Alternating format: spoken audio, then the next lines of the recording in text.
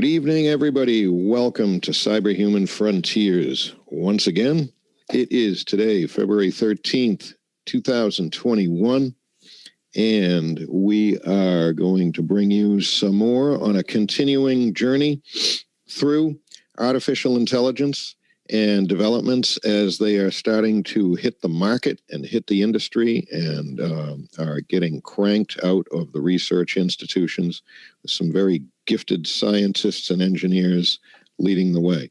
What does it mean? What's it all about?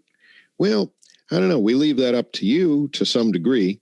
And so if I may just give a little bit of an overview here, we will be exploring the mechanisms that are being developed to correlate human physiological data with the tracking of things like facial expressions. So the words that we use and that we choose when we write texts, the tone in which we deliver them, algorithms that are now being built which can accurately track what a person's emotional state might be based on the look on their face. And what this all does is it enables more precise profiling of the subject's state of mind. And it feeds into an overall picture of, you combine the facial data together with physiological readings, pulse, respiration, blood pressure, sweating, those types of things. And it enables getting a really good idea of what the state of the person is. And it can enable the prediction of what is the most likely next thing that they're going to either do or think. Some of the things that we'll be talking a little bit tonight, you can think about chatbots and intelligently monitored emoticons, if you will, things that we use to communicate when we write and text to other people. We kind of wonder, well, are these things good? Are they bad? We're going to discuss that, possibly from the most positive standpoint possible. But we can't avoid the fact that it is yet one more inroad into our inner sanctum, our inner selves, our psychological state, our mind, heart, soul, body, everything, the whole works. So the question would become, do the benefits outweigh the sacrifices that we make to have those benefits? What might some of the sacrifices be? What versus the benefits? And we're going to show you some of the patents and devices, and we'll let you hear a little bit of presentation by a few people on these developments. And to that point, we would just like to put out our community guidelines disclaimer. I will try to go through it as fast as I can. The points of view and purpose of this video is not to incite fear, violence, or harass or bully in any way, but rather to share opinions and thoughts with other like-minded individuals curious about the same subject to encourage conversation and awareness. The opinions expressed on this stream belong solely to the persons espousing them and are not a representation of the channel Cyberhuman Frontiers. None of our videos claim to give medical, legal, political, or financial advice. From time to time, our channel and this show in general may contain certain copyrighted works that were not specifically authorized for use, but which we believe in good faith are protected by federal law and the Fair Use Doctrine for one of the more reasons noted above in the Copyright Act of 1976. Thank you for bearing with me on that. I want to say hi, TMC, how you doing? Hi, I think we're synchronized now, so that's good. Good. That's great. Yep. A rocky start's fine as long as you get the ship on an even keel once you get moving, right?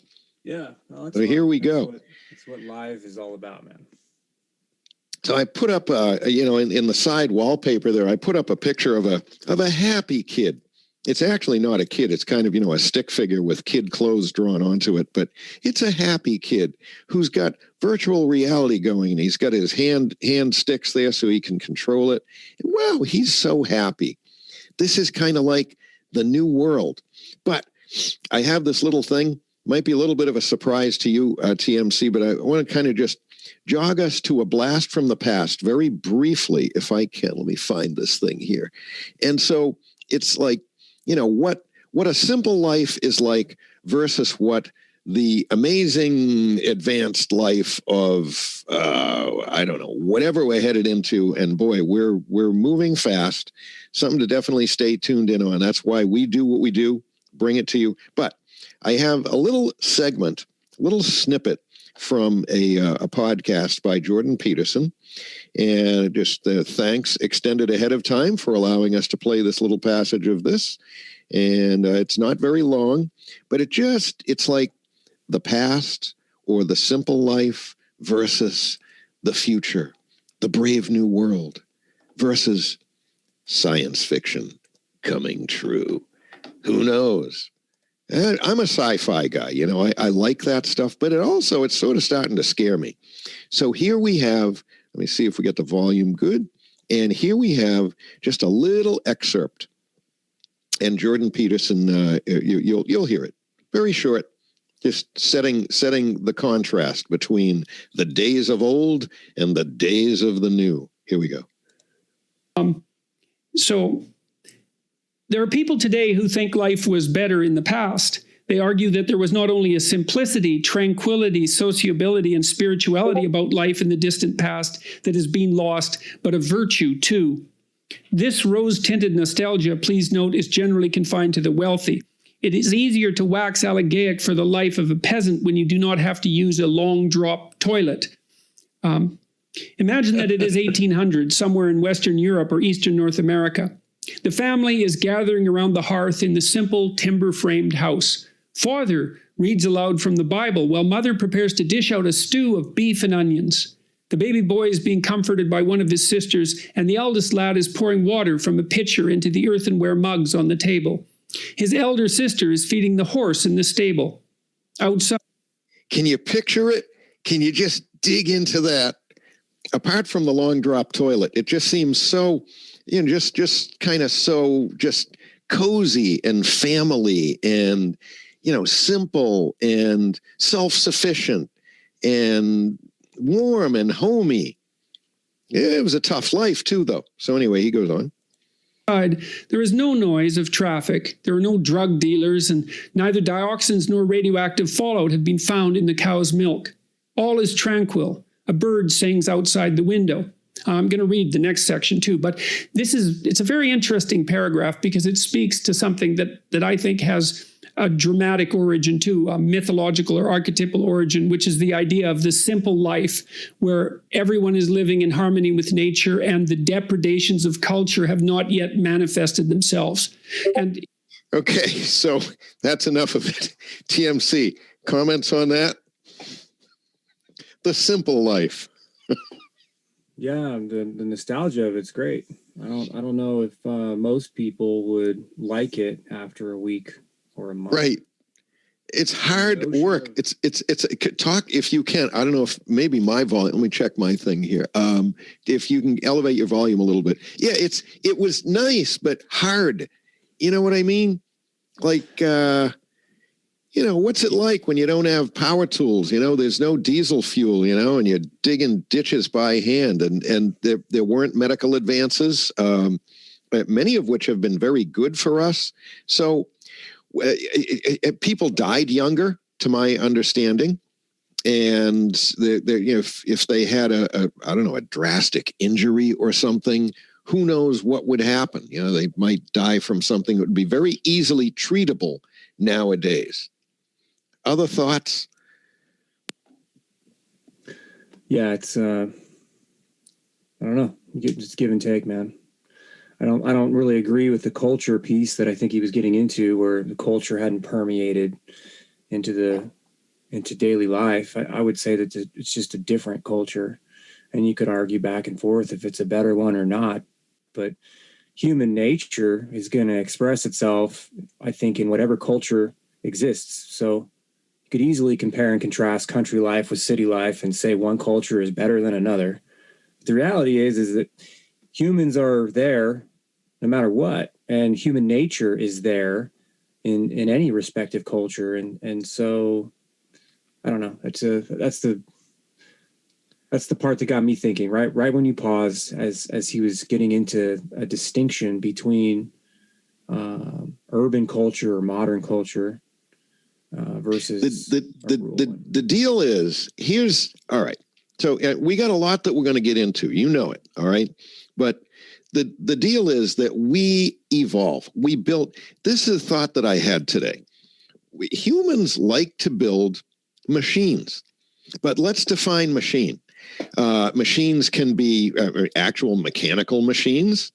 They can be electronic machines. Let's, expand that out to computers. All right. We also build software machines, right? I mean, those are a machine of sort. It's stuff going in, stuff going out, some things happening with the algorithms. Hi, I see you guys out there in the chat. Good to see you. So we build machines. It's like we almost can't stop building machines.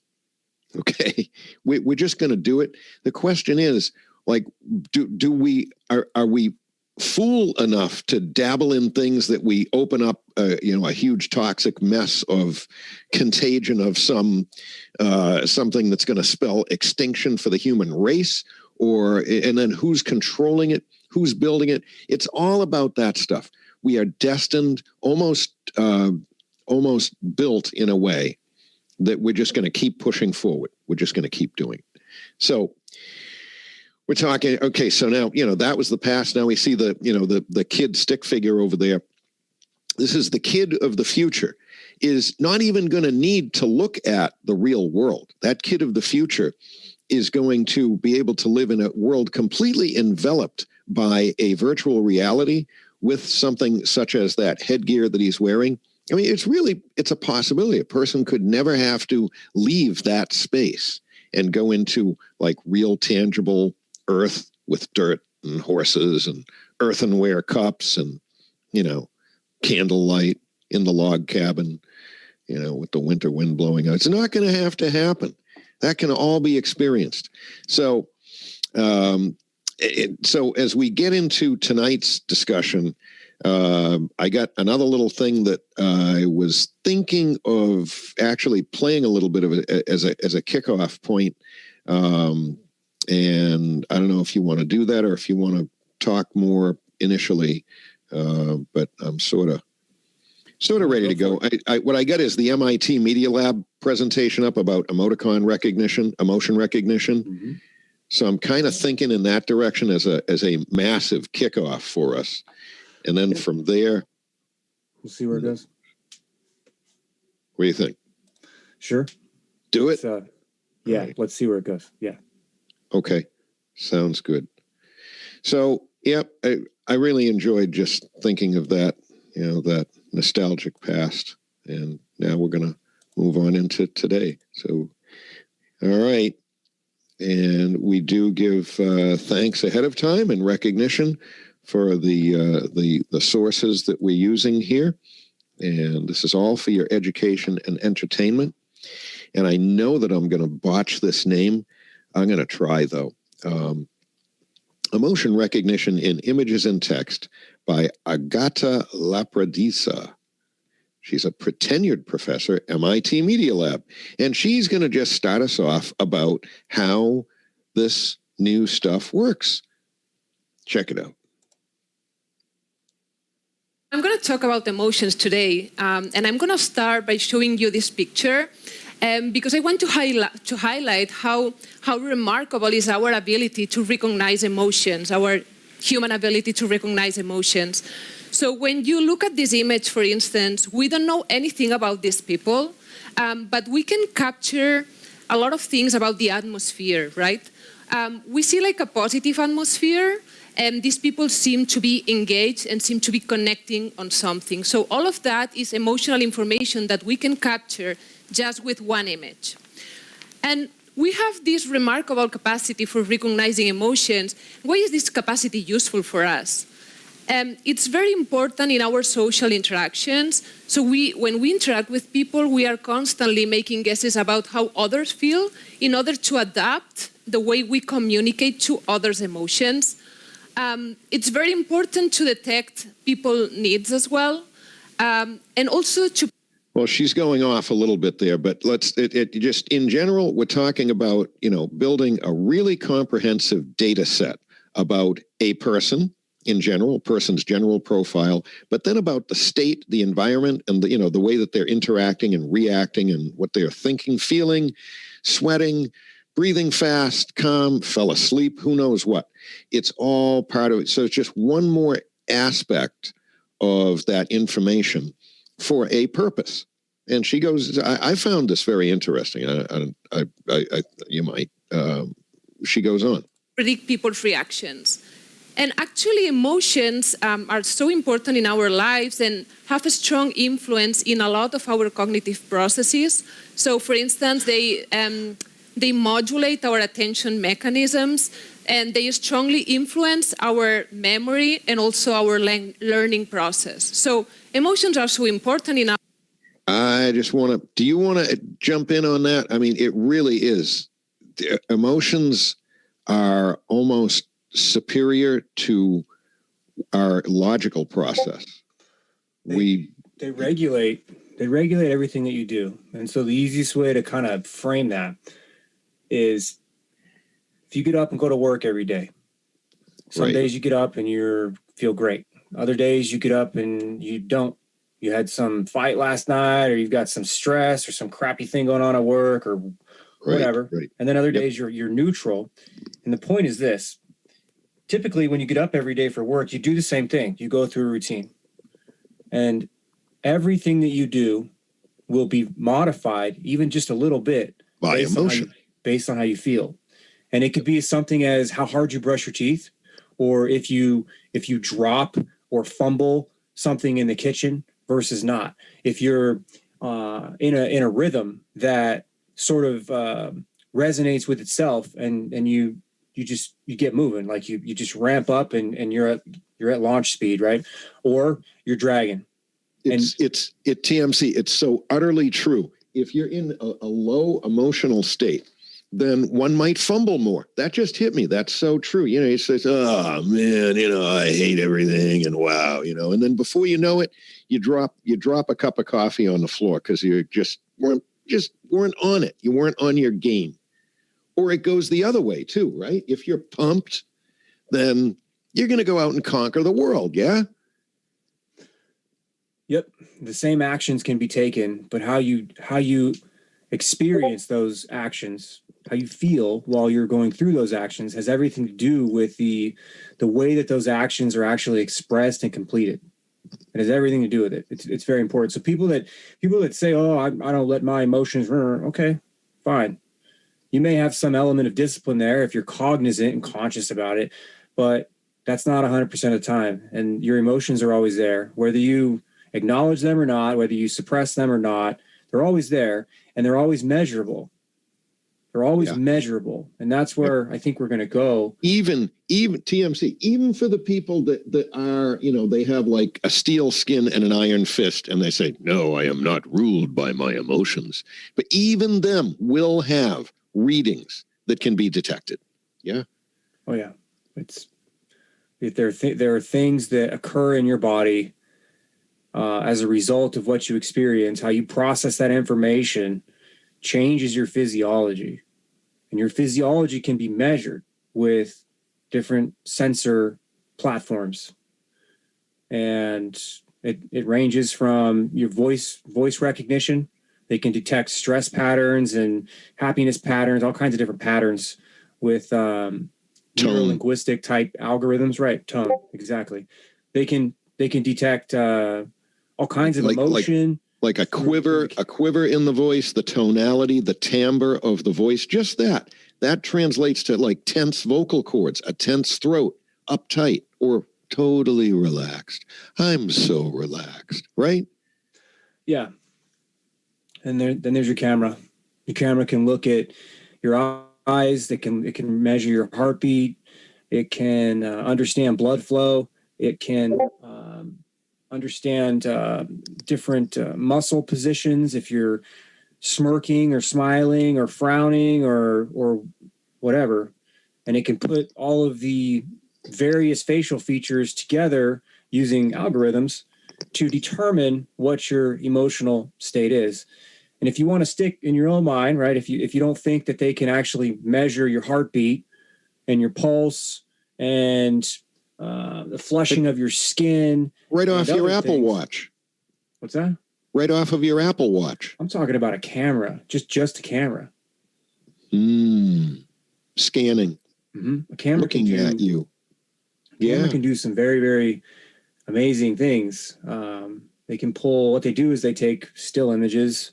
They can do it with a video feed, but the way it's often described is they take a bunch of still images from a video. You get a video stream, and then they just take still frames out of it, and they compare and contrast the red, blue, and green and or infrared filters, or the sensors, more or less. And so they can compare one still from another over a period of time and be able to understand changes. Physiologic changes based on pixels, color of pixels, and location of pixels. That's the facial scan. That's the facial scan. And then that's going to be easy to correlate with other readings from some of those other devices, like what I mentioned, like your Apple Watch monitoring how much you sweated on your wrist. Yeah, they can look at the pixels around the carotid artery, for example, the big fat arteries that go up in your neck that feed your brain blood and oxygen. Those things pulse. Whether you notice it or not, it's no big deal, right? Who cares? You can take your pulse off your carotid artery. Mm-hmm. You can do it with two fingers. A camera can take your pulse off of the carotid artery because it will know that at this point in time, pixel 68745, right, was illuminated with a fleshy tone, right? When it's reading back your skin color, and then the very half a second later, whatever, when your pulse is actually pulsing, it moves over to 6.8. Something, and then it moves back to 6.7, and then it goes to 6.8. And what it's looking at is it's looking at the change in the line that is the end or the edge of the fleshy colored, whatever your skin color is, of that blood vessel. Mm-hmm. And it's able to watch the blood vessel literally go out and go in, expand and contract, expand and contract. Yep. Absolutely. It does the same thing with the change, like flushing in your skin. If you get embarrassed, or if you get angry, or if you get aroused, blood will flow in your face. Definitely change its dynamics. Mm-hmm. I mean, that's they can pick up the difference in the hue. That's the subtle variations in the color of your skin. They can pick that up, and that's meaningful. Like they can put that into a data set and be able to calculate your emotions.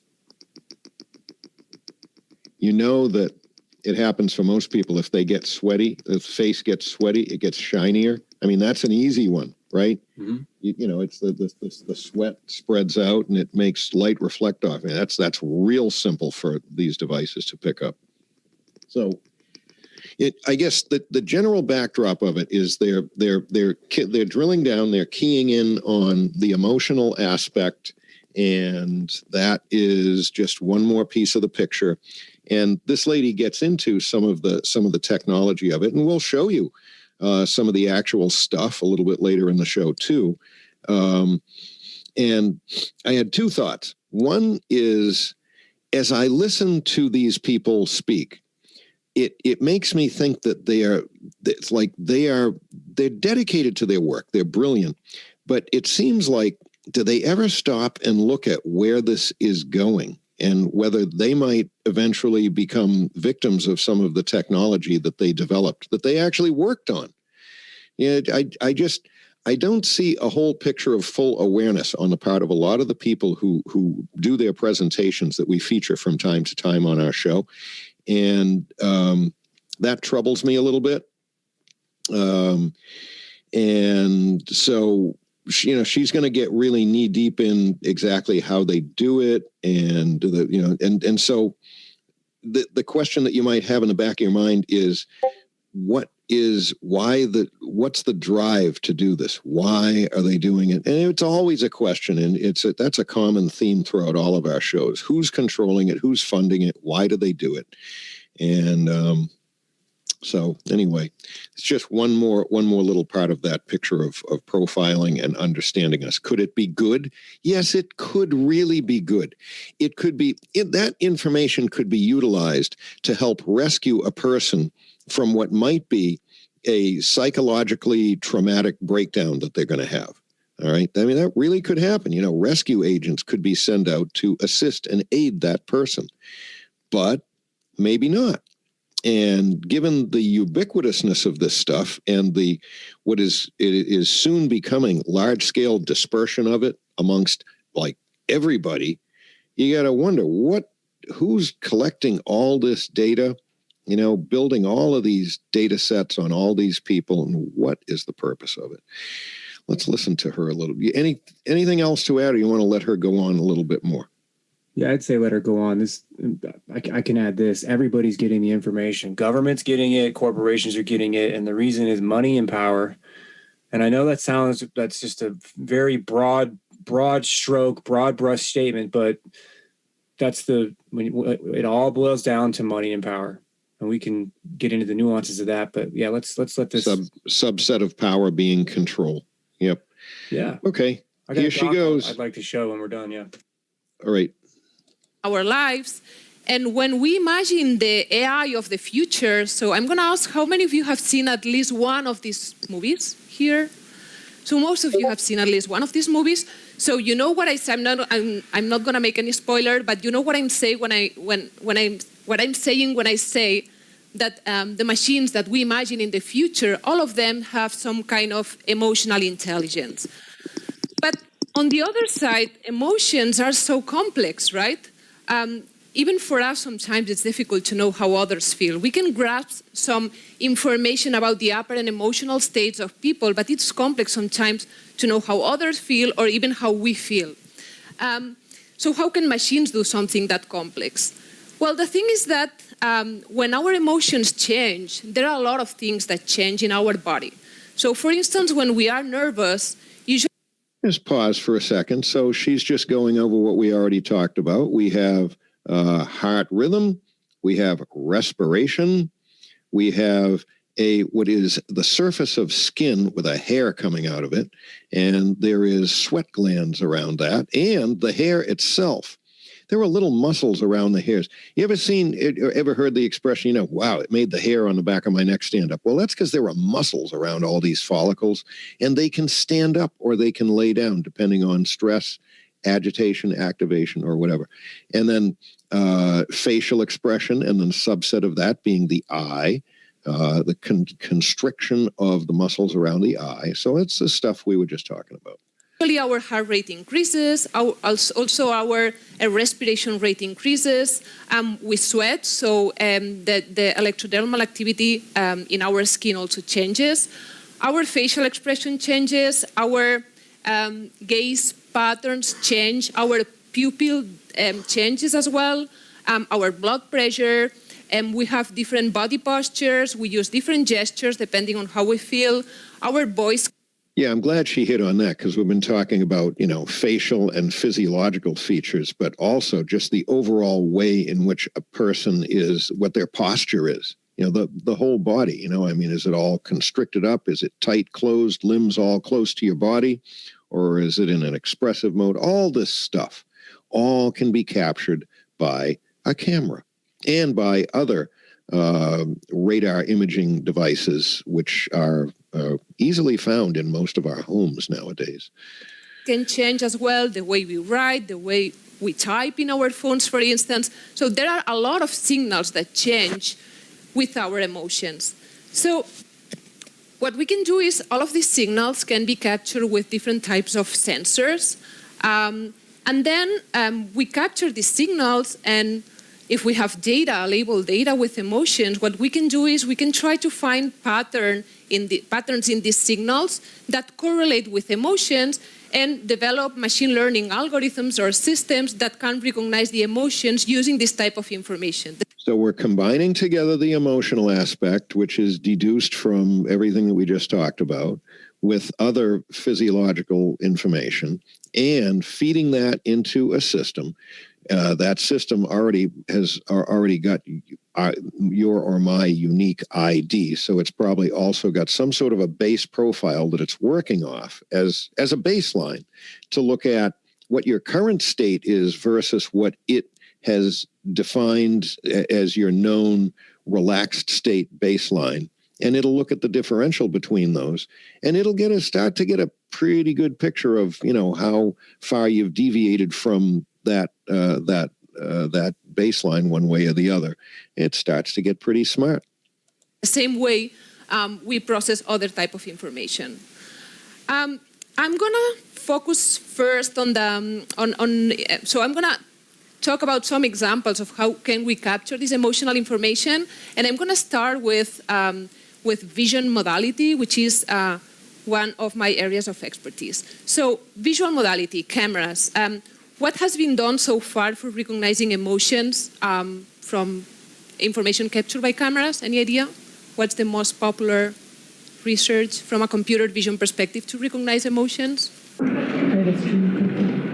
Maybe on this classic data set, facial expression recognition data set from 2016, as I remember. Exactly. So facial expression is actually the most common approach to recognize emotions. So when I was doing my PhD, I finished 10 years ago now, and this was a completely unsolved problem. So I was working a little bit in this type of software, trying to recognize key point in the faces, working with images acquired under controlled environments, and nothing was working by then.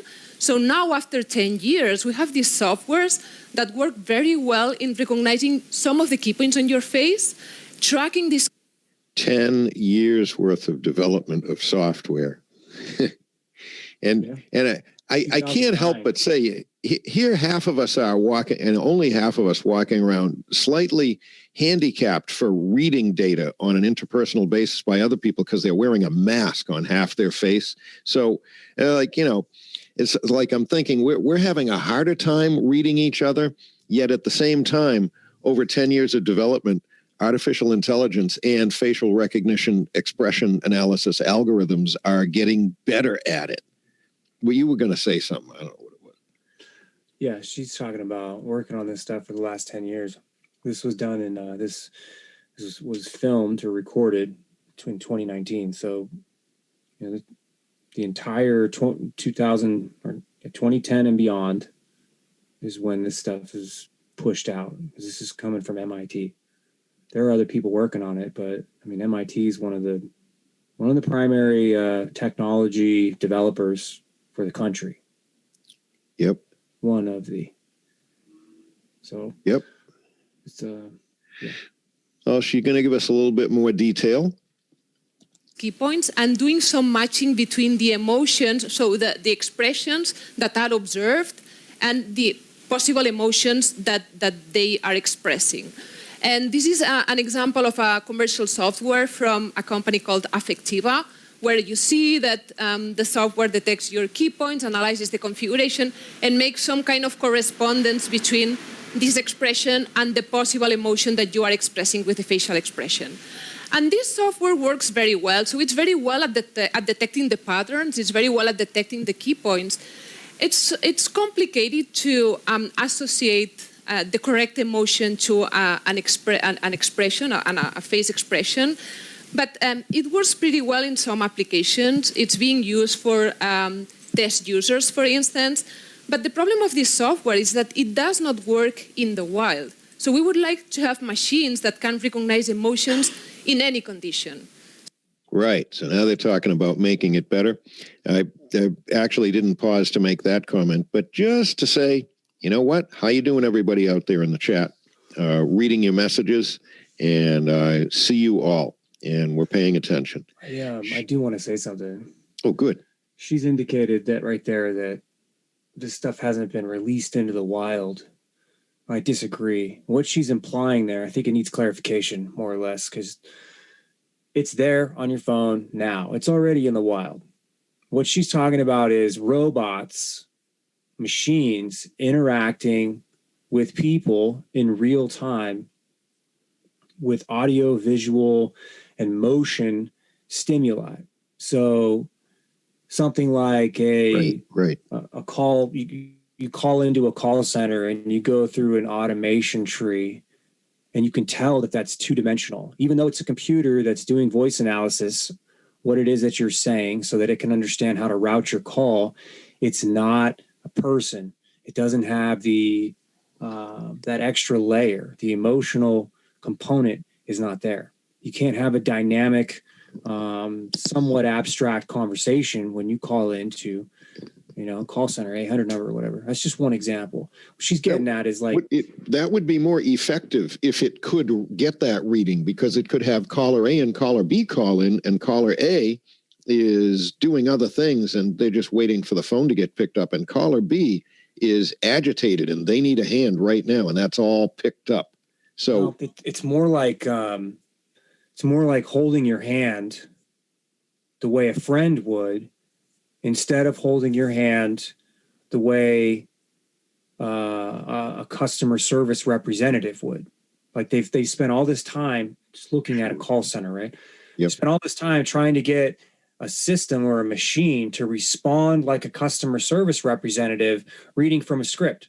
So you have the real people, actual people, when you call into a call center, most of them have to read from a script. They have to hit point A, point B, point C, point D, ask you these questions in a very robotic kind of a way. And it makes dealing with call centers really, really crappy.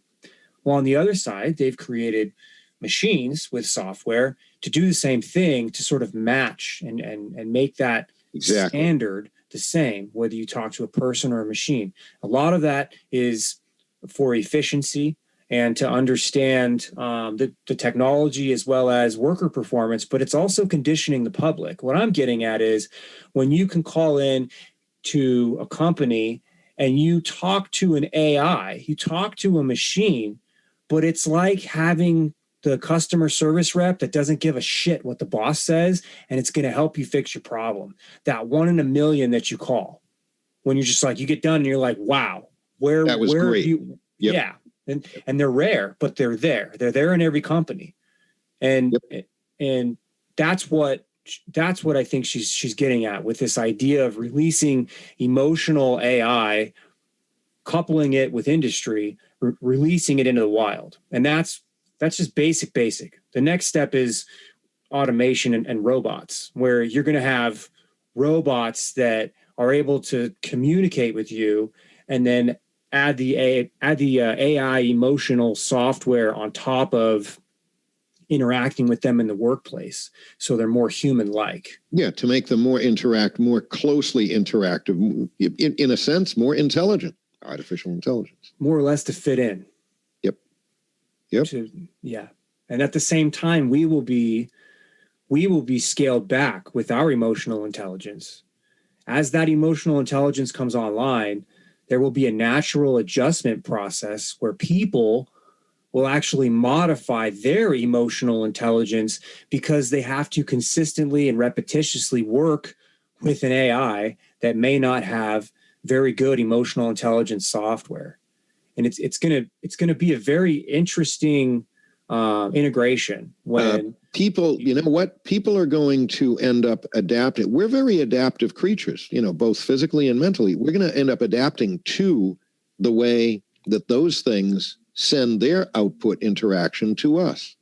To some extent, that's going to happen. Yeah, the real successful implementations are going to be emotional AI that learns on the spot, but does it in such a way to conform to whatever the industry's culture is. And that's going to be a very hard thing to do with the way that culture, especially in a corporate environment, how fractured it is. And it's fractured under the guise of inclusivity and diversity. And as a result, you end up with this homogenized plastic superficial layer that's like commonly acceptable, interactions. And that's all you get. You don't have the dynamic. So we're already, even today, with the umbrella of tolerance and diversity and inclusivity, we're already restricting and managing our emotions. We are. To some extent, you could argue that that's okay because it's a workplace, and you should have some discipline as it relates to how you express yourself at work. Well, we But there's a always line should have there. been And- managing and understanding our emotions. I mean, that would be a kind of a given. You know, it's a part of us, and it's something that we should manage, acknowledge, and understand. But this is now adding another dimension to it, which is bringing a machine into that interaction. And by machine, I'm just using that general broad brush term for all of this. You know, and so that's a new element in the picture. I can see why industry would want to do this. I can see why big data would want to do this. I can see all the reasons. What just seems to get left out of the loop is, why would I want to have this become part of my life? It's really simple. It is this slow march into a world that is augmented reality. And there's a difference between virtual reality and augmented reality. There's a big difference. Tell me how this is going to make my life better. I mean, really, just show me. If you have a computer that can provide you with emotional stimuli, the way that a beautiful woman can provide you emotional stimuli, then a lot of people are going to look at that and go, huh, that's easy. I can feel the same way and not have rejection for the low price of $19.99 a month. Done. Oh yeah, there's going to be a monthly fee for it. Yeah, and that's how it's going to start. That's how it's going to get funded. Reading all the comments out there too. You guys are tracking right along with us. Yep, go on. So it's that simple. If people are difficult to work with or work for or have work for you, and you can be sold something that is software that can provide a similar type function, whether it be a service or a process or a relationship, and it's predictable, then a lot of people are going to go for that. And well, wait a minute. There could be a job. I mean, we're talking about training AI. What if I have such or I don't know, not me, somebody has such a personality that would be a great template to build the AI around, and actually, license the services of having AI exemplify or personify that's coming. you. That's coming. Celebrities will be able to sublet themselves, their AI. They can build an AI, their emotional profile, what they do, who they interact with, what they do on their own time, their skills, expertise, whatever, can all be put into a personality profile that then is run as a simulation that can be subletted, that can be offered for a fee. Yep. And that's going to be a whole new paradigm. That's definitely coming. Definitely could. This is just crazy stuff. Golf lessons. You could take golf lessons from Tiger Woods. You could take quarterback lessons from Tom Brady. And on and on and on. You could live in Elon Musk's head. I don't know. Golf lessons from Tiger Woods. All of it. Yep. And it's all for a fee. And all it would be is a facsimile of their emotional construct, what makes them tick as they want to present themselves. See, this is the fallacy. Like, you're going to be sold. This is them.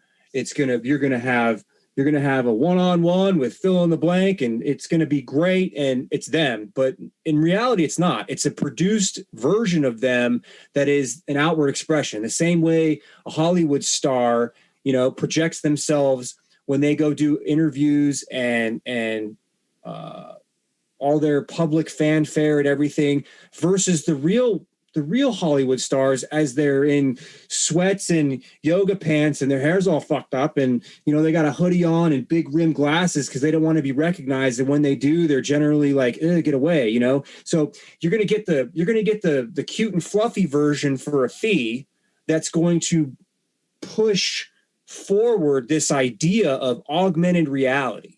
Yep.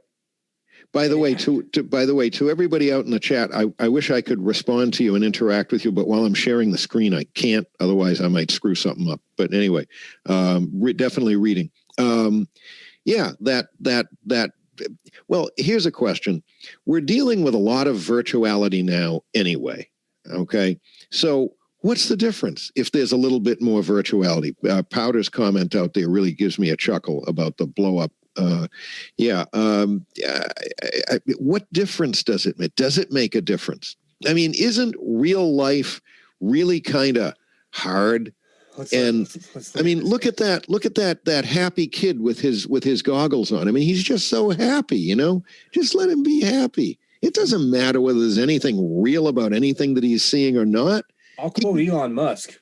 I'll generally quote him because I don't know. I can't remember the specific verbiage, but he was on Joe Rogan's podcast last week, and he said that an AI-induced or a virtually induced orgasm is infinitely better, really, really, really, really much better, a lot better than a real one.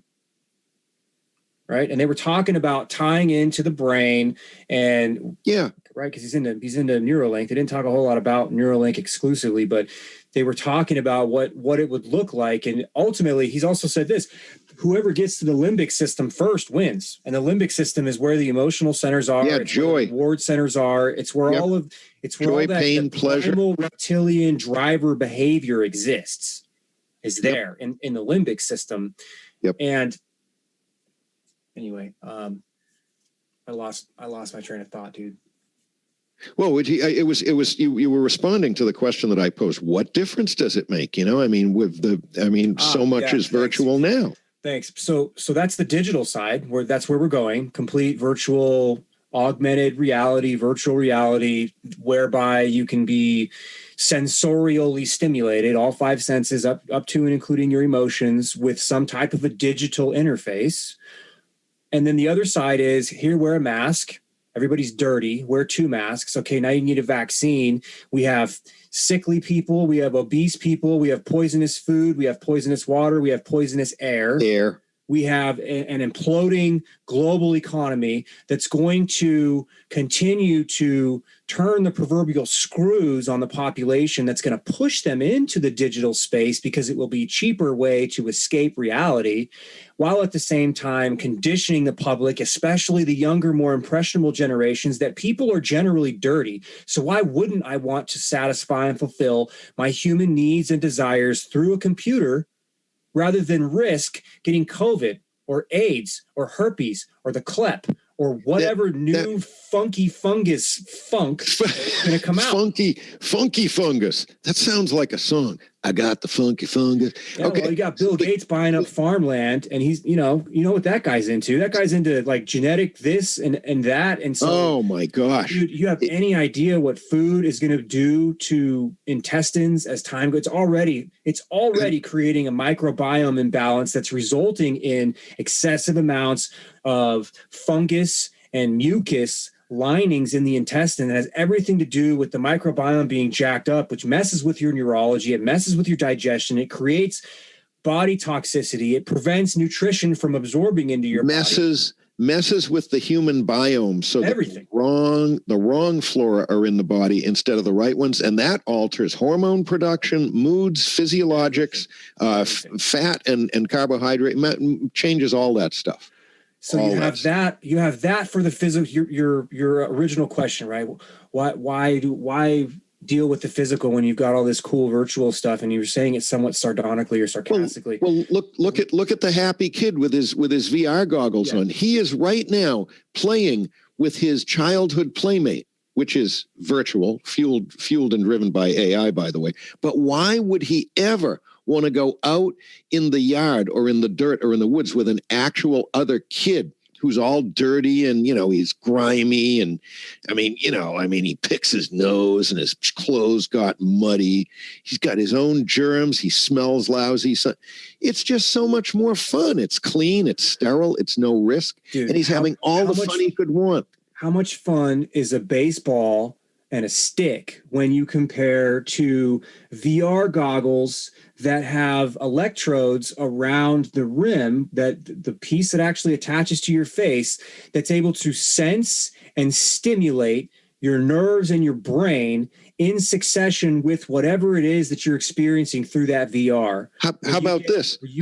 Emotional and physiological changes that are in timing to whatever the video experience is that you're having with that thing on your face. Very well matched. Me. And why would that kid ever want to go out to the dirt patch out a block away when he can be swinging that bat in Wrigley Field virtually? Okay. Yeah, and get the recorded sensation of a baseball all-star hitting the home run to win the game, and literally feeling the energy rise up from the crowd as the crowd begins to feel and believe and understand and realize that this is the flying ball that's going to ultimately win this game. Win the game, exactly. Do you know what that? Can you imagine what that feels like as the baseball player that hit it? If they could record that and inject that into a little kid while they're playing on the Wrigley's field in their VR glasses, how is that at all going to compare to going out in your boring ass backyard with a baseball and a bat? Exactly. There is no comparison. And this is the type of thing that individuals like this lady are working on. They are working on building the systems that are going to make all this stuff happen. And, decade-long worth of work, refined to the point now, beyond two years hence from when she did the talk. That's what they're working on. And comments out there, I can't type right now, but I will be able to in a while when TMC is doing the sharing. I agree. It doesn't end well unless we have a moral compass and some sort of an appreciation for the root foundational aspects of humanity, to be a human being experiencing the world. There's a term for it, but a la real, there's something about that. Anyway, let's see what else she comes up with. What do you want to do? Go. Yeah, this is a half-hour video. I mean, here we go. She'll get into, go ahead. Go back to this image that I showed you before. What happens when we run? There's one part of it in the middle that I'll probably skip across to get to her last part. If you notice, she changed to a slightly different subject toward the end. But here we go. Run this type of softwares here. So if we run this type of commercial softwares, we can detect very well the face of this woman. We can detect the key points. And this software is answering, in this case, that this woman is feeling happiness because it detects a smile with a strong confidence. It detects attention. I don't know exactly how this detection of attention works here, but actually it's pretty. So you see the decimal figures here. The computer equipment is registering in decimal notes, putting a numeric value on the smile and the attention right there. It's putting metrics on it. Yeah, accurate. But what happens with him? So what happens with him is that the system is not working. So here we have a problem, and it's all the key points of the face are not actually visible. And what she's going to do is she's going to say they can't get a good reading on him, so they want to keep making the algorithm work better. Why can't they get a good reading? He's got face hair, which is covering up some of the muscles and some of the sweat glands, and he's wearing glasses, which is throwing the system off. And so I'm just going to side profile. It's a side profile. Yep. Right. So anyway, I just skip a minute ahead here. Okay. So partial occlusions, all that stuff. Okay. So here she is. More problems. So here we have another example. Here is a face. If we run the software, it says you see surprise, the mouth is open, so it's detecting perfectly well a very prototypical expression of surprise. But when we look at the context, we realize that it's not surprise, right? So the thing is that this kit. So she's really deep into making this very, very specialized aspect of the system work better. But know that with all of the other imaging technology out there, and not just your phone looking at you, but other people's, the environment, you're being radar imaged by your Wi-Fi router in the house, it's going to, the rest of the system is all going to collect all this other data so that you're going the long way around. You're going the long way around of saying that it's going to look at the facial expression, looking at the mechanics of the face, and then also looking at the context of the space. So it's not just exclusively on the face, it's on the entire environment to then apply context to better interpret the appropriate emotion when you have similar facial expressions. That's right. Yep. That's what she's getting at, and that's what you were getting at just now, I think. Yep. With all of the all of the other sensors. And that's a term called sensor fusion. So if you can sense the entire space, as well as be able to see the face or be able to measure the face, either with a camera, with electromagnetics or whatever, then you can then apply context filters or context algorithms to the specific physiological or physical expressions as they're happening in real time to be able to apply the right emotional evaluation. Yeah, that's right. And it just to keep her in perspective, I mean, she is like tunnel vision focused on this facial recognition, but her team is a piece of the whole puzzle that is, a big picture, and there's a whole lot of collaboration going on. Anyway, let's see where else she goes here. Expression here, but has nothing to do with the emotion. It's related to the action he is performing. So some of our facial expressions have nothing to do with our emotions, but with other things. For instance, I'll just skip ahead a little here. Your facial expression, it has nothing to do with your emotion. What's this facial expression communicating? Well, you might think maybe anger, maybe contempt, disgust, fear. So usually people agree that this is a negative valence emotion, but it's not clear what category. The thing is that if I give you some context, suddenly we probably will agree that this is disgust, and this is what happens. People agree here that the face is disgust. But if I give you a different context, then people strongly agree that this is anger. So, and they have a lot of examples, and they run a lot of experiments in using the exact same facial expression in different contexts. So that's where a lot of the other optical imaging and radar mapping comes in. So it's the whole system's just the takeaway from this is it all works. How you doing, Ramred? Good to see you. And you've got the voice analysis as well. Oh yeah, right. Mm-hmm. And you've got the other components that she mentioned earlier on, things like being able to measure the heart and the respiration and the galvanic skin response, the electrodermal activity. Yep. Skin conductivity. Yep. Mm-hmm. Yep. All of those things would come into play as well, just as much as a pose or, what we're seeing here in this basic example, just a change in the hand positioning to create a context that then implies a different emotion. There's a lot more than just how you're placing your hands. There's a lot more that they can measure. So this is just basic example to understand the notion of what context is, because the face only makes so many faces.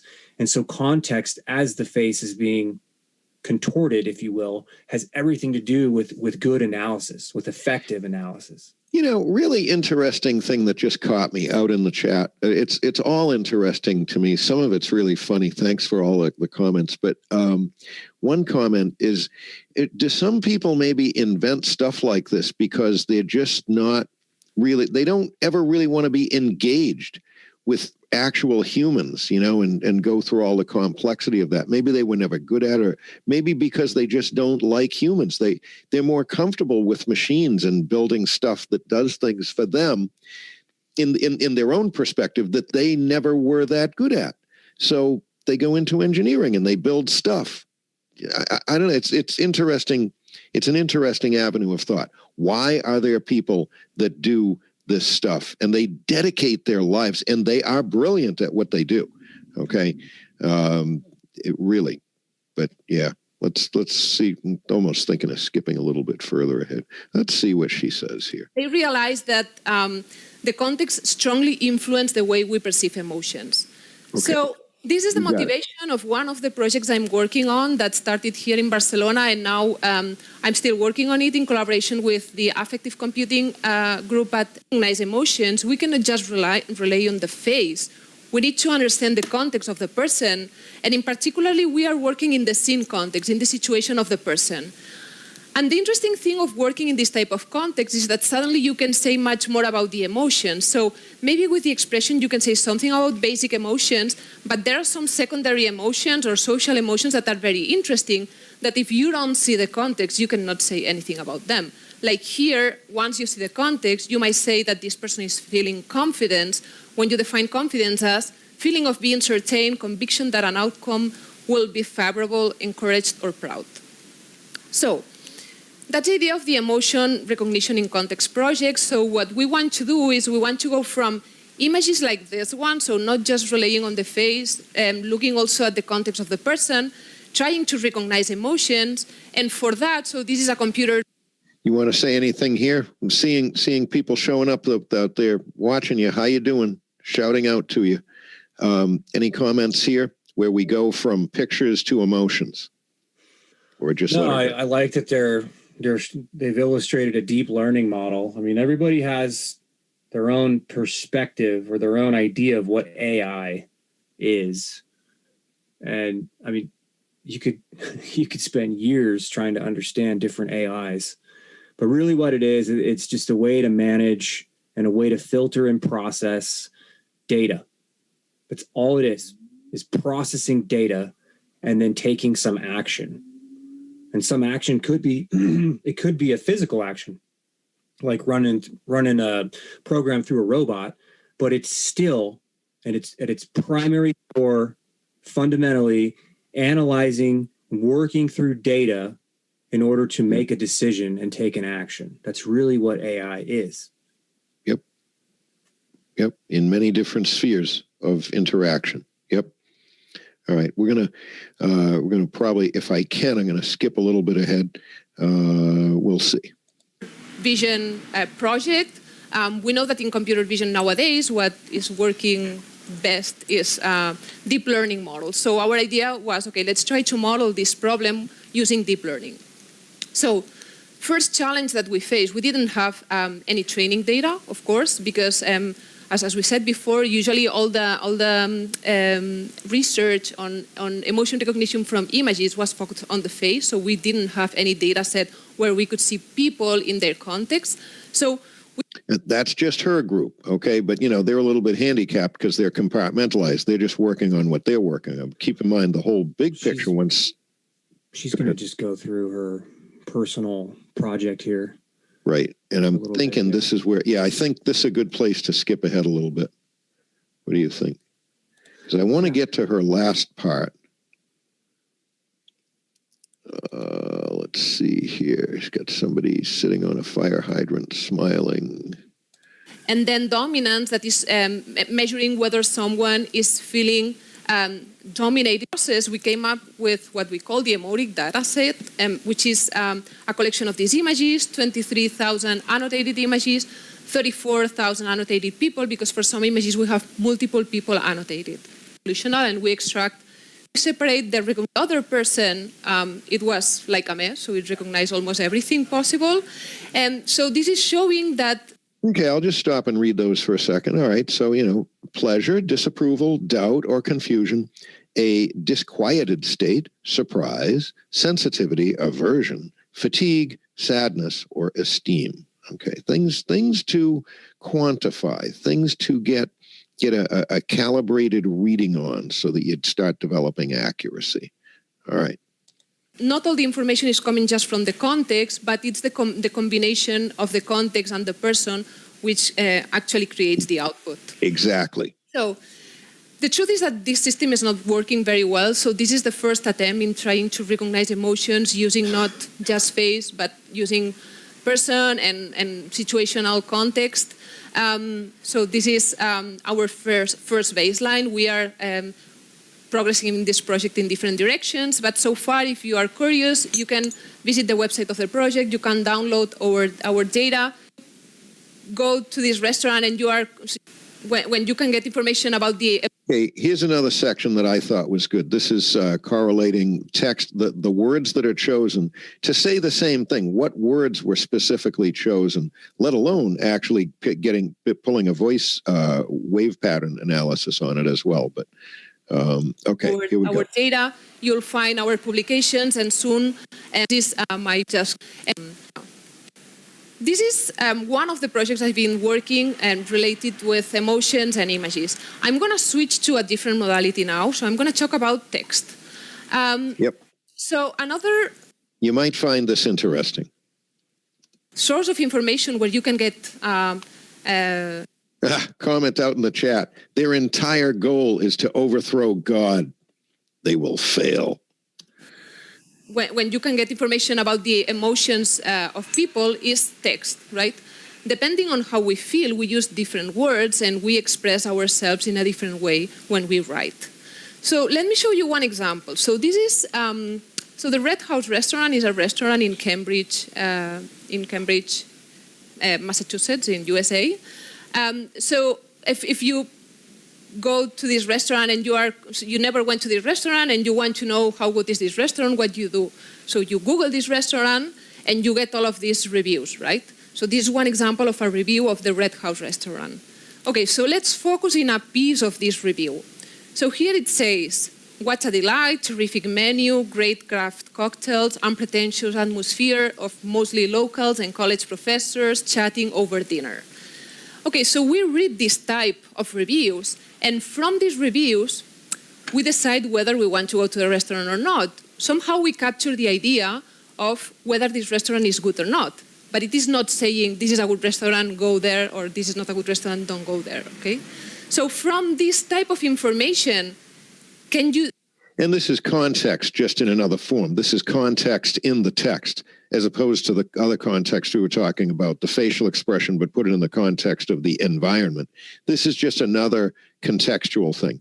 But keeping in mind that it's the easiest thing in the world for AI to capture text and do analyses of that. That's really easy. Can you tell me if the person that wrote this text was feeling something positive or something negative about the restaurant? Is it positive? It's very clear. For us, it's very easy to do, right? So one thing that we can think is maybe we can develop algorithms that do the same. So actually, there's a lot of research in trying to capture sentiment from text. This problem is called sentiment analysis in text. And this is one of the state-of-the-art models. It's called DeepMoji. It was developed in MIT Media Lab, not in Affective Computing Group, which is the group I'm working on. It was developed on social machines. And the idea behind this method is quite simple. So, well, Waradil, that would depend on whether it was a craft Coca-Cola or just a standard stock Coca-Cola, or even another type of cola. Anyway. There's large-scale data behind this and deep learning. So basically, they took 1,200 million tweets containing emojis. So they selected the most common, the 64 most common emojis, and they were collecting a huge amount of tweets that contained these emojis. Then you stop and think for a second there. That's 1.2 billion tweets being analyzed. Pretty good, huh? What today? Well, no. I mean, they're DeepMoji taking a look at 1.2 billion tweets and looking at and doing an emoji analysis. Right. Wow. Are you being watched? I don't know. Wow. Can you imagine what the real time? So software is created, right? Let's say software is created. And right. There's companies out there that do this, and there's companies that have partnered with groups like Twitter and Facebook and Google. Absolutely. Oh, yeah. Similar stuff. Can you imagine companies that have 1.2 billion tweets a day and what they can extract? It's huge. Do you all remember what the Arab Spring was? With the overthrow of Egypt, I believe. And yes, there were other countries involved, and how that was done through Twitter. Yep. That's what they say anyway. It was done through Twitter. Imagine the application of targeted, weaponized propaganda. Exactly. Took the thoughts out of my mind. That is run in conjunction with rebel leaders, if you will. I'm putting air quotations around that just to kind of frame what an uprising group would look like. Yeah, and just managing in real time, monitoring in real time emotional sentiment from the general population, and over a very short period of time, proverbially walking them into an elevated emotional state. Exactly. With a political biased ideology, right? In order to overthrow a government. Just think of putting out 1.2 billion tiny little pieces of propaganda to a whole lot of people all at once and doing it under controlled design for a purpose. Just think of that. Yeah. Look at the power. Same company censored POTUS 45. Same company censoring conservatives. Same companies purging information and memes and adding their own little markers as it relates to verifiability and authenticality and blah, blah, authenticity yes. and da, right? Yeah, they put their little tags on Twitter. There. Yep. Yeah. So can you imagine the data analytics and the software and the AIs that companies like Twitter are using to understand user activity, user sentiment? And some of it's not very transparent either. Some of it is embedded in the URL tag that they assign you for a tweet, for example, or a YouTube video. It's embedded in there. They can read it, but it's not readily apparent to you. Just saying, that's kind of sort of to the side, but they have many, many methods. Yeah, and that's not including just the general access to your hardware. I mean, do you like to take a picture and post it on a social media? Well, they have access to your camera. They have access to your microphone. They have access to your contacts. They have access to just about everything. They definitely have access to your antennas because they have to manage the network connections to be able to know when to send and receive information from their home base, from their cloud. Right. And yeah, if you've got your device set to back it all up in the cloud, they've got access to everything that you ever did on that device. I'm just talking about daily, day-to-day connections. Yeah. Real time. Tweets.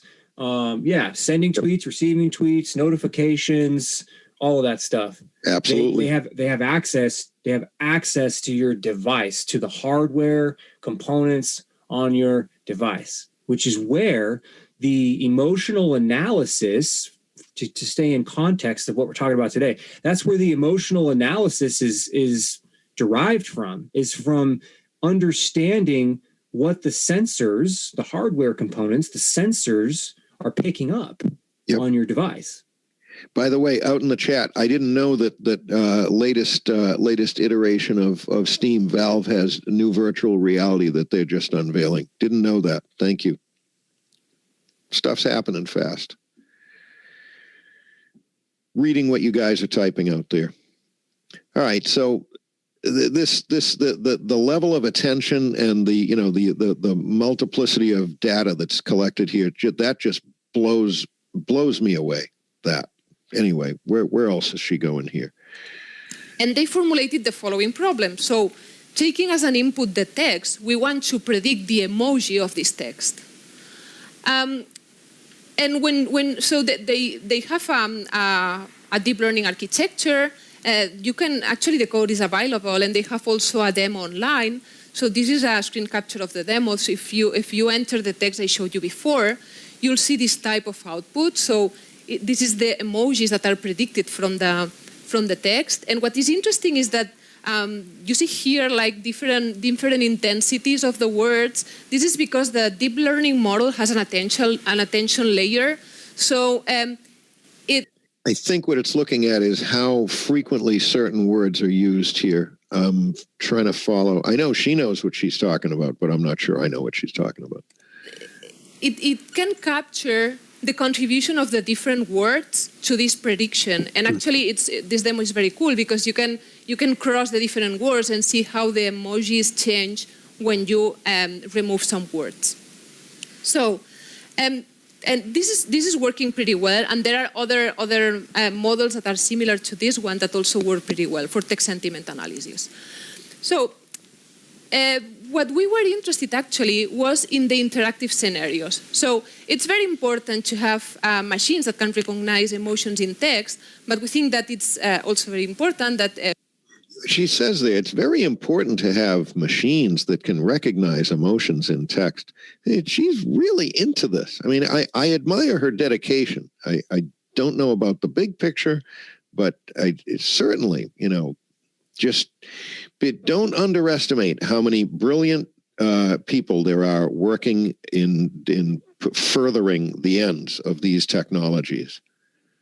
If you imagine an interactive scenario, with interactive scenario I mean a chatbot, that this chatbot is somehow aware of the emotion of the user that is chatting with.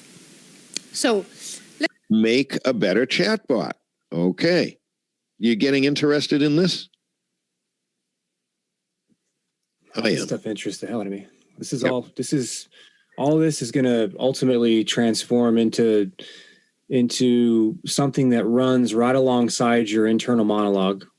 So the conversation that you have with yourself as you reason through your day, Yep. as you figure out your day on your own without saying anything outwardly, just your internal thoughts, your internal monologue, this will turns evolve. it into a dialogue. It's still internal, but it turns it into a dialogue. It will make it a dialogue with a synthetic input. This is where chatbots are going. It is potentially so, and I don't mean to imply all the bad connotation. It is so potentially addictive. It's unbelievable. If you can just imagine how people could latch onto this and become completely enthralled, enamored, enticed. You're looking at it from a consumer perspective. What if the chatbot is your own profile that is then a dialogue, which then is a monologue as you perceive it, but it is technically a dialogue because you have synthetic stimuli that is interacting or interrupting your own internal thoughts, your own internal monologue. So instead of it sounding like Elon Musk, sounds like you, Trump, or anybody else, sounds like right? you. You think you're talking to yourself. That's right. You just think that you're carrying on with your normal internal monologue. Holy crow! This is like social engineering on roids. Holy crow! Wait a minute! Holy batwing! All right. Let's talk a little bit about these chatbots. And chatbots is a huge area of research as well. There are a lot of categorizations of chatbots, but one categorization that you may have is goal-oriented chatbots versus open domain chatbots. The difference is that for goal-oriented, the chatbots are supposed to help the user to do some specific task. For instance, in a website of a store, they are supposed to help you find a specific product that you need. Another example would be there are some chatbots that help you find a restaurant in your city that matches your expectations. Okay, so this is goal-oriented. But you have also open domain. That's a very innocuous application of it. Did you just say something? Yeah, I said posit. This is a perfect example. Yep. So if you go to the store and you don't have a list with you, but you went through the list in your head and you maybe even wrote the list down, but you left it on the counter. Yep. And you could just go to the store and then all of a sudden you just ask the question. It was captured when you wrote it down. And then it just floats on in. You needed spaghetti sauce. You needed chicken. You needed rice. You needed some garlic and some sage and some salt and some pepper. Okay, thanks. What that contributes to doing is it actually will contribute to making our own innate intelligence and vigilance about remembering things stupider. Just like the calculator, just like the cell phone with the calculator has horribly degraded math skills. It's correct. The same thing. And the thought leaders at schools like MIT actually discuss this, whereby AI will be a module that attaches to you in your brain, and you think mechanical attachment. No, it's just a link. It's just a connection to something like the cloud. And it will offer you expanded memory. It's going to be something you need.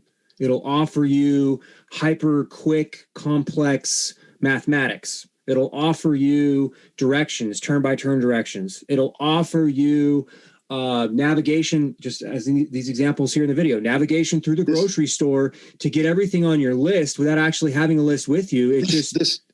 This type of thing is selling the natural born innate intelligence and potentials of the human brain right down the river.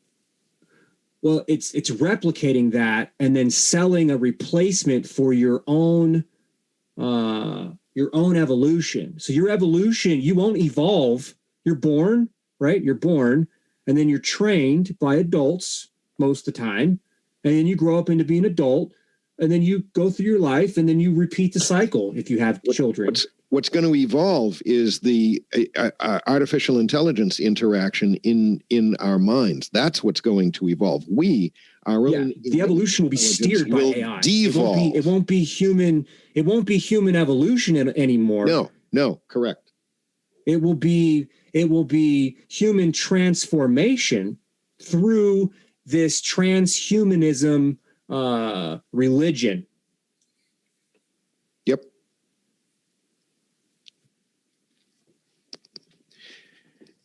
Here she goes. Chatbots. And the goal of open domain chatbots is just to chat with you in an intelligent way, entertain you, or being able of interacting with you in an intelligent way. So let's focus in these open domain chatbots. One problem that Oh, for sure, the young are the targets. 125% on that. Absolutely. We face when we try to train this type of chatbots is how can we evaluate these open dialogue systems? It's very difficult because here you don't have like a clear reward when you train the system. It's not like if it's goal-oriented and the task is to help the user to find a restaurant at the end of the conversation, you know whether the user found a restaurant, yes or not, right? And you can use this information to train the chatbot. But in open domain, you don't have like a clear loss function. So how can you evaluate them? So one option is to use automatic text metrics. You can have like a test set of dialogues and use automatic text metrics or embedding distance-based metrics so that you have your dialogue. So she's getting kind of technical here, but the thing to appreciate, once again, is how ingeniously they work on this stuff, these guys and gals that do this. They just amaze me. A lot of money behind this. Huge interest. Dialogues, your test set, you have the input you generate with the bot, the supposed output after this input, and you compare with the dialogue that you have with these automatic metrics. So the problem is that there are different studies, like this one here, is that these automatic metrics or embedding distance-based metrics do not match very well the experience of the user. So it's actually. So now she's going to talk about how they refine, they're working on refining it and making it better and better. And that's the engineers do that, they really work at this stuff. So in one-to-one evaluation, you have something like that. You have a context that you give to the bot, and then the bot generates an answer. So here you have this context. I think I want an iPad 2, but I already have an iBook. Want versus need. And the response of the chatbot in this case is, I'm sorry. Okay, if we ask a human to rate this specific answer after this specific context, you might agree or not, but it's not that bad. Oh, particularly because I didn't say that, but we are working with generative neural network models, which means that our bots do not have like a large set of predefined answers that are grammatically correct. We are generating the answer from an embedding space, from a word embedding space. So we even face the problem of being grammatically correct. This is really challenging. We are learning to be grammatically correct just from our training data. So just the fact of giving an answer that is grammatically correct is kind of a success. So anyway, you can say, okay, it's more or less acceptable. It makes sense. The answer, I'm sorry, because the context is like, always goes to the same space and always generate, I'm sorry, or something close to I'm sorry, right? So I'll skip ahead a little bit here. She's pretty technical on it. It's not what we need to focus on right here. Yeah, what she's basically getting at is she's going through her little experiment, right? What she did on her project, and she's talking about the limitations of her results because of the limited data set. And then what she's saying from her experiments, if you will, the work that she's doing is that they're actually making very good progress given the constraints that they have while working on their algorithms. So appropriate response, yes or no, it's arguable. The right context, yes or no, it's arguable, right? And it's all done just by going through the motions and then understanding what the human feedback is and then running it again and then understanding what the human feedback is. But it's right. Exactly. Difference between, it's a difference between working with like pure iron or working with like a metal alloy. When exactly. You're done, you could take it through the same processes, but when you're done, that alloy is going to be finished and tempered very differently than just the pure iron. And so that's the restrictions by which she's working within the confines of her experiment. And I say this only to get you to your mind to wander a little bit. What if you didn't have the data set restrictions? What if you had all of Twitter's internet traffic? Right. What if you had a all whole Facebook's lot of data to work traffic? with?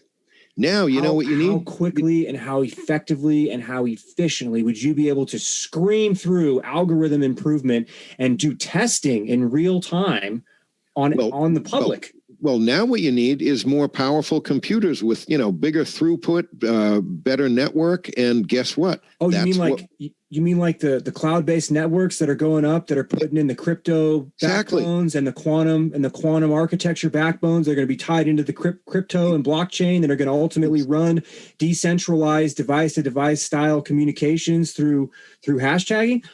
Exactly. Yeah, okay. It's all being built up. The same companies that we're talking about here: Facebook, Google, Twitter, Apple.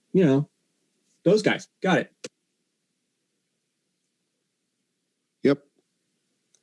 Yeah, I'm skipping ahead because this, we can get into we can diverge off this if you want. We could get into some patents. I mean, I know what she's done. She's showing. I want to show the IARPA document. All right, let me pull this thing down. All of this is let me go through a highlight here real quick,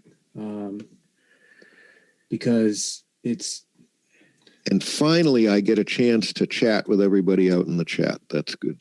I haven't been able to do that. Well, we could start here. This is fine.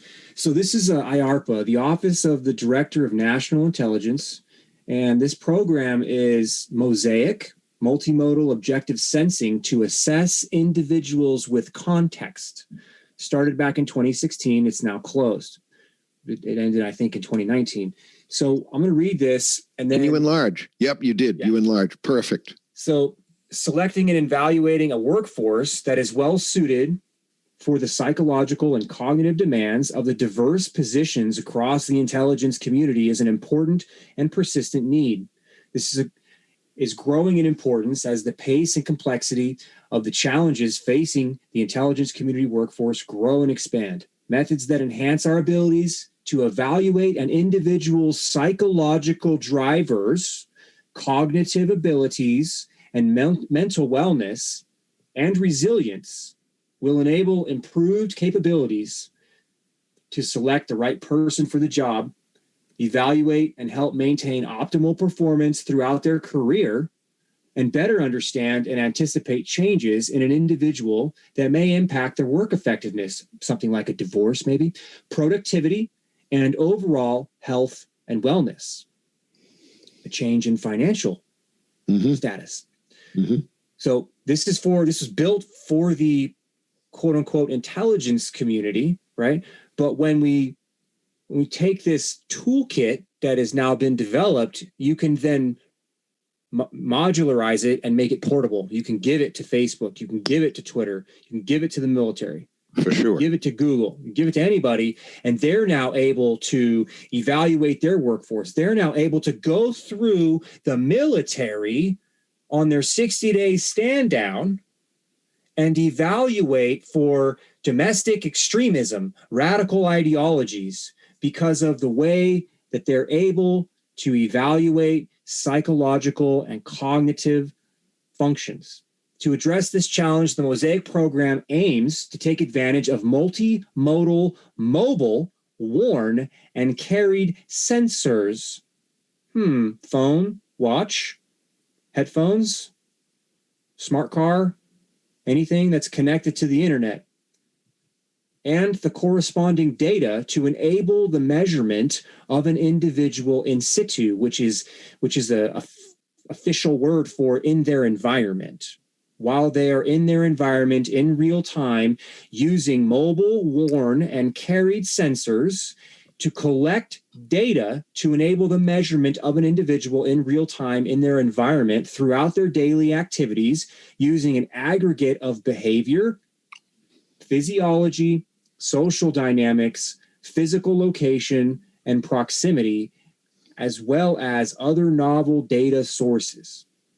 Research in this program will aim to establish convergent validity of multimodal signals, right? So your emotional state, your facial expressions, your tone of voice, what you say, body language, heartbeat, respiration, perspiration, hydration, on and on and on and on, a multimodal validity of multimodal signals across a range of research-defined context and over time to enable accurate and personalized evaluations. Multimodal sensors collect a range of subject-focused and situational data, build capabilities to develop an integrated model of a subject, their behaviors, their social and physical context, and advanced methods to personalize modeling approaches to develop accurate assessments of an individual over time. And this program, you can literally just type in IARPA Mosaic, and if you get to this page, there are PDFs all over on the right-hand side that show similar things that like what we're looking at. Facial recognition, using microphone analysis, and these are body-worn sensors. Little antennas that can be used. This is something like a smartwatch, right? It's just a medical version measuring components. Yep. It's just one example. And what else is in here? There was another one or two of them in here that were really interesting, but I haven't dug through these documents in a while. Just keeping a handle on all of the stuff out there that's able to pick up data from us of every type of data you can imagine, from sweat to electroencephalograms, brain waves, to intonation of speech, facial expression. Good God. There's nothing will be secret. Not that it has to be secret, but I mean, nothing will be private, really. Georgia Institute of Technology, computational social science, modeling human behaviors from social media, employing social media data to detect and predict risk to mental health challenges, computational analysis of social media language, right? So social media language, the text and whatnot in social media and likely in videos, because that's also technically language. But you have users over here before childbirth and after childbirth, and you have differences in these color variations. Same thing down here, before childbirth and after childbirth. Mm-hmm. Twitter and Facebook use during the pregnancy period predicts risk to postpartum depression. Twitter data predicts risk to major depressive disorder before reported onset. Computational analysis of social network structures. Look at that. Social network structures. Who you go to dinner with, who you go to work with, who you go to school with. Who do you chat with? Mm-hmm. Frequently versus infrequently. Yep. What do you eat? Do you like what you eat? What do you listen to? Do you like what you listen to? If so, how much do you like it? How does it make you feel? Oh, but also, networks. Do you lie about liking what you eat? Okay. Indeed. Indeed. Who do you say you like? Who do you really like? Right? Yep. Right. So this is Mosaics, and it's one program that IARPA has that is under the Director of National Intelligence. So this is for the intelligence agencies, and DARPA is for the Department of Defense, and their programs overlap. They go hand in hand with each other. I'm going to stop share and then pick it up again real quick on another browser tab. Find a different one. Mm-hmm. And I don't think... Yeah, thoughts about quantum AI, will it be used for good? Well, it's extremely powerful. We're talking orders of magnitude more powerful than any conventional computing equipment that we have been used to using. So as for what the outcome might be, there are so many possibilities, and some of them are extremely life-changing. So I'm going to show you a patent from Nielsen, and then I'll explain to you who Nielsen is in a minute. But since we're in the social media space right now, well, if it'll load, it is a system and a method for gathering and analyzing biometric user feedback for use in social media and advertising applications. Advertising. So measuring biologically and behaviorally based responses to social media, locations, or experiences. Okay, so actual social media, where you are, doesn't necessarily have to be while you're looking at social media. It's just how you're feeling, what your experiences are at a location, right, and or monitoring your experiences themselves, whatever they may be, wherever they are, even if your phone's on your nightstand, wink, wink, and providing instant and continuous feedback in the response thereto, right? An example system includes a sensor to determine an emotional response of a user exposed to social media. Application. Exposed to a particular application. Okay. A second sensor to determine a current activity of the user, and a third sensor to determine the environment of the user. So it's lining it out in legal speak, saying that this patent, this technology, this idea. It's how do you feel? What are you doing? And where are you doing it? And understanding with high resolution, high fidelity, all of those things. The 5 W's: who, what, where, why, when. And who can be plural. Yep. Who, what, where, why, when. They're answering the 5 W's to understand what you're doing. And then you just add on emotion. Emotional response. So there's a lot in this patent. We're not going to go over it. Nonetheless, this is just one company, Nielsen, who is into all this stuff. And Nielsen, I mean, they're into it from the advertising standpoint, and everything that we're used to Nielsen doing for aggregating all of the ratings that they do.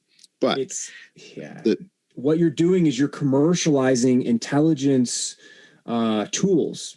So if they're okay in the commercial space, then that means that this type of intelligence that's gathered is for sale.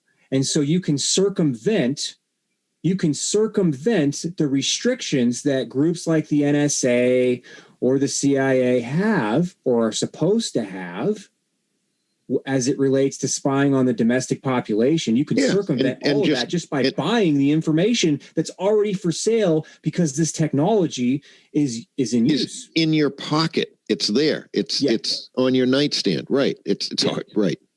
So here's all kinds of articles. I can click on some of them for you if you like. Yeah, I'm interested. Nielsen is engaged in the use of cloud and AI technology. Nielsen adds Facebook to social media ratings with Twitter. This was back in 2016. While that loads, Nielsen and Facebook form a strategic alliance. Facebook and Nielsen on ad stats. Nielsen and Google join forces to help marketers accurately measure return of investment in their digital media investments. And so you can see here, these are again, it's all about predicting.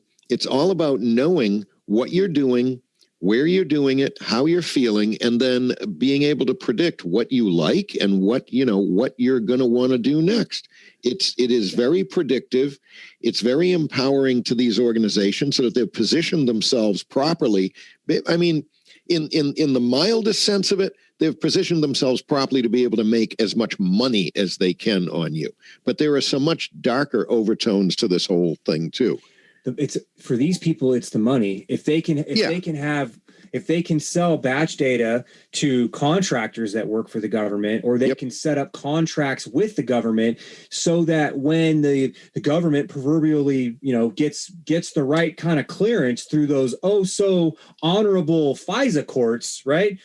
Then they can go ahead and use these underlying technologies that are currently being used in the commercial space. And what do I mean by that? It's one thing for the FBI, for example, to go through your social media feed that you personally have published, text, photos, videos, whatever. It's an entirely different thing to go to the back end servers of Twitter or Facebook or Google or Apple or Nielsen or Effectiva and get your dossier. Get the data, right. Get your emotional sentiment when you were at the suspected you were at the Capitol on January 6th. You didn't post shit, but you had your phone with you. Yep. So there's a good chance that however you felt during the ebb and the flow of whatever speeches you listened to, or as you heard people chanting and the energy level in the crowd around you going up and going down and seeing things that were exciting or things that were awe-inspiring, you're going to have a visceral emotional response to that your phone is going to understand. And that all gets cataloged behind your account. You don't get that functionality yet. Nope. Because it's not ubiquitously accepted. If people in general, you don't actually you most certainly don't even actually get to review it either. No, if people understood the sensitive nature of the information that is truly being collected, and even if it was offered as a service to people, hey, we can tell you just how excited you were when you went on your first date, or just how excited you were during that interview, or when you go to your first day of school or whatever. If that was an available service, I think a lot of people would be like, wait a minute, how do you know that? Mm-hmm. How is that possible? How can you tell me exactly how I felt? Well, here, let me show you. And you get zapped with a little bit of electromagnetic radiation, and all of a sudden you feel a little euphoric. Maybe you get a boner. According to Elon Musk, you can have the digital space give you the best orgasm you've ever had. But in the same conversation with Joe Rogan, the man says that there's nothing wrong with non-ionizing radiation. And Elon, you're fucking wrong, dude. You're wrong. Yeah. You're wrong. And the reason why you're wrong and the reason why you're lying to the public is because you're partnering with Space Force to put satellite constellations around the entire globe to broadcast electromagnetic radiation. Not only that, from other, so of course there's nothing wrong with it. It messes with your business model, but you're a liar. But and not only that, from other shows which we've substantiated with the proof and the basis, electromagnetic radiation does produce alterations in our cellular processes and structures. It modifies what they do, speeds them up, slows them down, makes things happen that otherwise wouldn't happen. We know that. Your ions, the ions in your body a lot of them are paramagnetic, and it really boils down, and simply put, what it messes with the ion flow, which is the way that your nervous system and your brain and your heart and all the other stuff that goes on in your body, it's how that stuff talks. It's one of the ways in which your cells and your organs and your nervous system and your brain talks. A little bit of background on that. Every cell in our bodies have semi-permeable membranes. They are the outer enclosure of every cell. They are semi-permeable, and their permeability and what they are permeable to is influenced by a whole lot of factors. And electromagnetic radiation has been proven and shown to alter what they are permeable to and how permeable they are. Now, when a particular chemical can get into a cell that otherwise wouldn't get into it, it's going to alter the state of the cell. Might even kill the cell. Anyway, just don't want to get too far into the biology. If you look up ion cyclotron resonance, and or electron cyclotron resonance. But if you look up only one, look up ion cyclotron resonance. And what you'll find is that it takes an incredibly small, a quanta amount of energy, literally down at the quantum state level of energy, if applied at the right resonance, can induce ion cyclotron resonance in things like the calcium 2 receptor. Calcium 2 ion, potassium ion, chloride ion. They all have their own unique cyclotronic resonances. And way below what is legal, according to the FCC, power levels way below that. And I say power generally because you could argue semantics all day long, but power is a generally understood term. Way below what's legal, you can start manipulating ion cyclotron resonance functions in the nervous system and the brain with electromagnetics. Right. You could do it. There's patents galore out there that explain this. And we're getting off on that, but that's okay because we're sort of toward the end of the show anyway. But sure. just to be aware that we jumped off on this because you said Elon Musk said, well, non-ionizing radiation, which is the electromagnetics that we were talking about, are completely. We got here from the device, social media apps that have access to your phone, being able to access the sensors on your phone. And many of those sensors are antennas, which is where the electromagnetics piece came in. That these sensors, camera, microphone, speakers, all of it, right? As a sensor platform are able to collect information, intelligence about you that then becomes able to be monetized. You become commoditized as a result of all of this information being aggregated about you, not just what you post online with your text or your videos or your pictures or whatever. It is it's a whole suite of information that is put into a profile of you that is for sale and then also is accessible with the intelligence agencies and the military to better understand things like domestic extremism. So those of you in the military, if you think that it's going to stop with a brief little interview with your XO, it's not. It's absolutely not. I just showed you an IARPA project that is now closed. It has come to its fruition. The budget has been forecasted, it's been spent, and it's reached its conclusion. And what that program, only one, mind you, what that program does is evaluate government employees in the intelligence space. So you can imagine it's also available places like the military. It's likely being used in Congress amongst the staffers and everything else to get complex psychological profiles in real time, updated on an ongoing basis to determine staffing, capabilities so that you can better understand mission success, whatever the mission is. If your mission changes, you need to reevaluate the psycho and physical profiles of your workforce, be it in the military or in the non-military / intelligence side, to be able to guarantee a greater likelihood of mission success. So if the mission changes, the evaluation criteria may also change. The toolkits are really what we're looking at here long term. And the emotional state, understanding someone's sentiments about an issue, a person, a place, a thing, an ideology, understanding sentiment, a person's emotional construct and feelings about anything is so important. It has everything to do with the likely actions and the likely outcomes as a result of that individual being involved in fill in the blank, working for a McDonald's, working for a power company, working for a water company, working for a big tech company, working for the government, working for the military, working for the intelligence apparatus. And we all know that there's a whole lot of information that's actually very hard for us to dig up about ourselves that's stored about us. So now just add more information. It's also going to be hard, if not impossible, for you to be able to see it, assess it, or review it. And it's going to be there, just adding more information to that picture.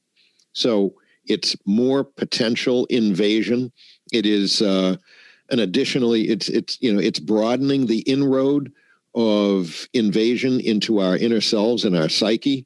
And I got to ask everybody that question. What benefits is this giving? I mean, really, is there any benefit that any of these advancements are giving to me that I couldn't otherwise do without or handle in some other way by using my own onboard intellectual capacities better, rather than allowing these technologies to make those become lazier? Yeah, at some point it'll get faster. At some point, the AI will be able to deliver results faster than what people can. Yeah. Yeah. Well, but how much speed do you need? That's a relative statement. There's always going to be somebody that says, I want more.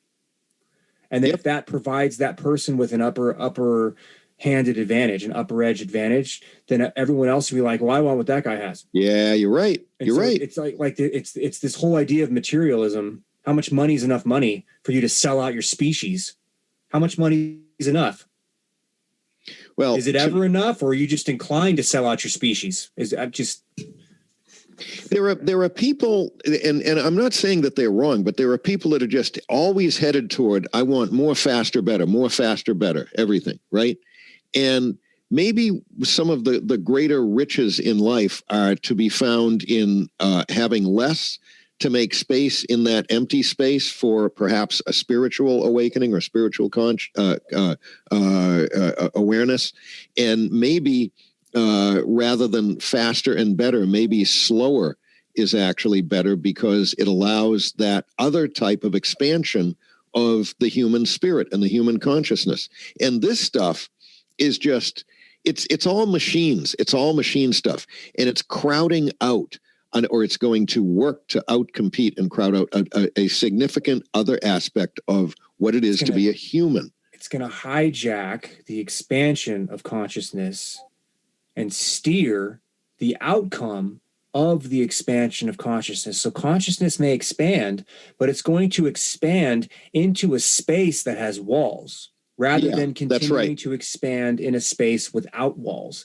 That is the fundamental, it is the fundamental underpinning argument of what we do with AI, in my view. Do we build it where it puts walls around consciousness, or do we build it as a platform to radically expand consciousness? I'm with you out there. I'd rather just be slow. All right. Yes. It will outcompete the organic side of that. This is all contrived. This is all machined, manufactured stuff. All right. This is not organic. It is not natural. All right. So whatever it is in my world, TMC, that always has a fundamental weakness, and somehow, some way, what is in harmony with the earth in a larger scale and with the universe, and what is organic somehow is inherently always stronger. I just feel that. I know strength is not destroying the weak. Strength is uplifting and empowering the weak to make them stronger. It's a fundamental question, or a fundamental philosophy or ideology that each individual has to come to grips with. That whether you got $5 or 5 billion or 500 billion, right? What are you doing with those that you can exercise control over? What are you really doing to them? And what endures out of whatever it is that you're doing? What has any enduring value in any way? It's either growth or contraction. You're either uplifting or you're stepping on their heads to get yourself higher up. You're either a rising tide raises all ships, or you're stepping all over whatever you have to step all over to raise yourself. And these are real basic, like kindergarten level problems, but when you're dealing with billionaires who don't give a fuck, all of a sudden the kindergarten problems result in kindergarten outcomes. The earth gets broken. People get broken. The species gets broken. Just like the little truck, because two little kids had to fight over it in the sandbox, and now the wheels broke off. It's the same thing, only you're dealing with super advanced technology, and what we all understand is nukes. I mean, that's the epitome of our technology, nuclear weapons, proliferation. Yeah, okay. There's way better stuff out there than nukes. We're playing with that kind of stuff. at the very least, the species gets diverted from its natural evolution towards some, ascendance to another level. It's changed into something else. We're designed to shape our evolution. We're designed that way. We are. Well, it would be, but we're unique on this planet as a result of being able to design our environment. Hold the phone. Maybe by some, twist of perspective, maybe the engineers that build all this stuff are designing, they are helping us to design our evolution. There are people that will make that argument. They'll say that the tools are tools. They're just tools. It's like a hammer or a shovel or a fork or a firearm. It's just a tool. We are beautifully made to be able to create and impose our will to change our environment. But that has nothing to do with the morality and the ethicality that comes with dealing with and managing that kind of power.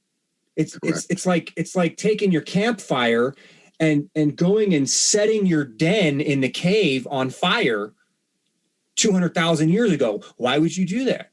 You shouldn't do that. You wouldn't do that. No, you like the fire, right? It keeps you safe. It keeps you warm. It cooks your food. But you sure as hell wouldn't take that and go throw it on all of your bedding in the cave. That just doesn't make any sense, right? So it's the same underlying philosophy, only instead of now dealing with fire, we're dealing with things like the Internet of Things. We're dealing with, releasing genetically modified fill in the blank, be it food or insects or now people, because we're going through a mass genetic modification right now. They're trying. So instead of it being a little ball of fire that's keeping you warm and the tigers, lions, and bears away, you got microorganisms and advanced communication technologies that are now the proverbial fire. It is the proverbial ether that man is wielding against man. Human. But hey. Yeah, that's well, we screamed through 2 hours here. I think everybody's got a really good handle on where we're going next with this. And there's a number of angles to look at this from. And I think that it will continue to amaze you as well as us when we show you what other things people are working on in this field. And if you think that it already looks really powerful now, we'll show you more. And it's just so much. And some of the summary comments from people out there in the chat are really, really good too. So, in fact, I was just typing one right now. TMC, would you be willing to wrap us up? Yeah, if we stay on this track, there's more to follow. There's so much they can do with just cameras. So I have a feeling that might be where we go, and then maybe circle back to micro impulse radar when we went over that to some extent when we were looking at the militarization of Washington, D.C. But these technologies are real, and piece by piece they'll be revealed. So come back.